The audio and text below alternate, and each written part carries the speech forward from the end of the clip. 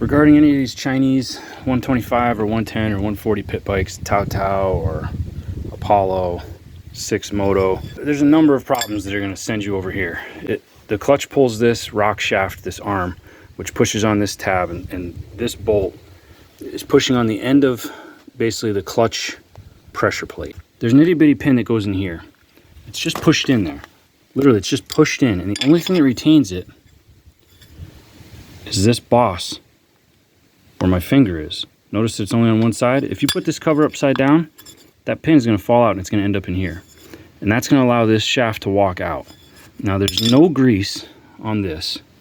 So there's a friction surface here. There's no grease on that. There's no grease in here. There's no grease in the wheel bearings. There's no grease in the pivot points. There's no grease anywhere on these stupid pieces of junk. And that's what they are. They're junk, okay? They're good for getting your kid a birthday present, but do not expect them to last. Let him learn how to ride on it. Get him a toolkit, because he's going to learn how to work on things, because it's going to be broken almost immediately. The next thing that you might have is where your Kickstarter just seems to have no compression. It's actually that the kicker, the spur gear on the kicker is driving the clutch basket, okay? So if your clutch is out of adjustment, that's going to allow the clutch to slip. So when you kick the starter, it's not going to spin the crank. So that's in here too. If you've got your cable adjuster maxed out and the clutch is not where you want it, get in here, work on that. But biggest thing is, remember, put that boss so that it covers that little hole right there. Just going a little bit further, might as well. So you understand the way this works. This little button that my finger's on, pushing that in, that is the clutch. That's all that it really is. So you've got this rock shaft right here, which has a recoil type spring. The leg sits in a little hole in the case. So that rolls and it pushes this lever, okay? So you can see this little friction point.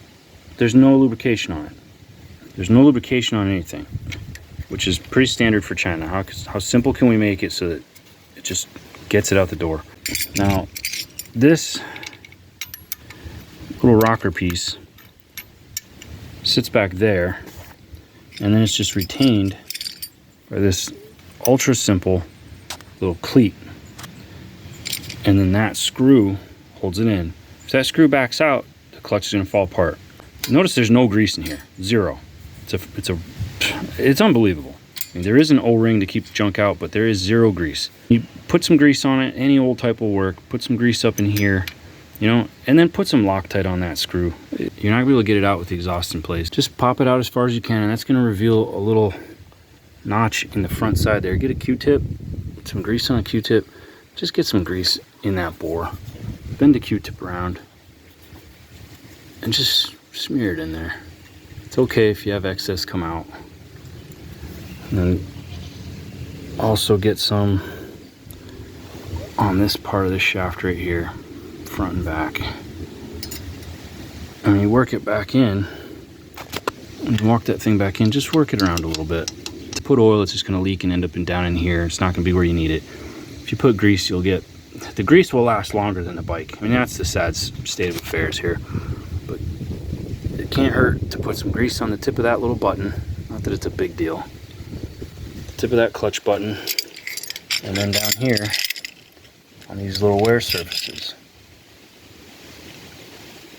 Some right on there, and on the little friction surfaces on that thing. You'll figure it out when you're looking at it. I can't pay attention to what I'm doing and pay attention to filming at the same time, but you'll figure it out.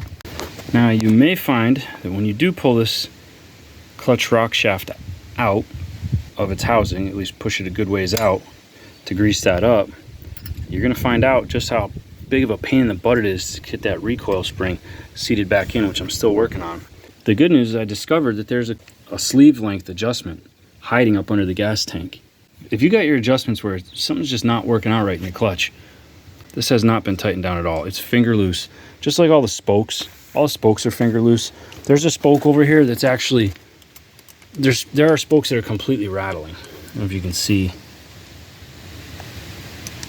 The head of this spoke right there is sticking out like 1/8 of an inch. I mean, it's very, very poor quality. So you get what you pay for. I would not buy one of these The money that you'd spend on this will be better put towards a 20-year-old Kawasaki, Yamaha, Suzuki, KTM, any of them, because that'll last you another 20 years. This, you'll be lucky if this is still running in 2 years. Yeah, they're fun the day you get it. There's a lot of parts available, but this is crap. Okay, so the next fundamental problem with your Tao Tao clutch is that the shape of the lever, the pull of the, the full stroke cable pull, and then the linkage ratio in this mechanism right here and this silly mechanism right here. It is very simple. I don't want to say it's elegant in its simplicity. It's Chinese in its simplicity. It's more cheap than anything. The issue now is you cannot get this thing adjusted where you'll always have Kickstarter, because if you don't have the clutch adjusted right, it will just go right to the ground. It won't spin the crank because the clutch plates are slipping. So you have to back the adjustment out enough that you've got the clutch drum can turn the crank through its friction. But then the clutch friction zone, the feathering zone, ends up being with this lever all the way against the grip. So that gives you two choices. You can either bend it or you can cut it. And I'm thinking I'm gonna cut it so that my kid learns to be a two-finger rider, because I want at least 2 fingers on the bars. He's not gonna have the strength to be a one-finger guy yet. He's only 10. He's just not gonna have the hand strength for it. But I want him to learn to be a 2-finger guy. I don't want him having to let go of the bar to get a hold of the clutch. I want him to have a grip on those bars and reach for it with 2 fingers. And if that doesn't work out, I'll adjust it from there. But he's going to be able to use 2 fingers and not have the clutch hit his knuckles. I cannot put this bike in neutral. That's not enough travel. It's not enough throw. If I tighten this up, then I won't have the kicker functioning. So this has got to be changed. So there's what I come up with.